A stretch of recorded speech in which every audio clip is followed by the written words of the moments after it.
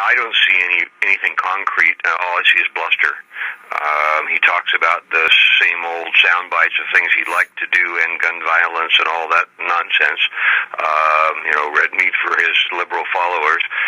But I don't see any concrete proposals. I don't see any signed executive orders. I don't see any changes in regulations in black and white. So I think it's just bluster at this point. Now, what about the idea of the fact that he's looking for increased checks on private sales and folks who are the smaller gun dealers who primarily make their license for that, a federal firearms license. Hold on.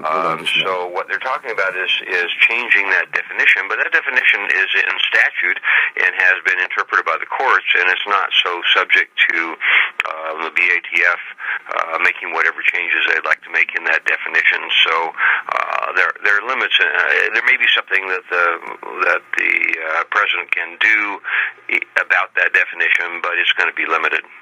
Now, from what I understand, the things that he's suggesting and that he wants have already been defeated several times by bipartisan Congresses, where these gun control measures come up and they get roundly and soundly defeated.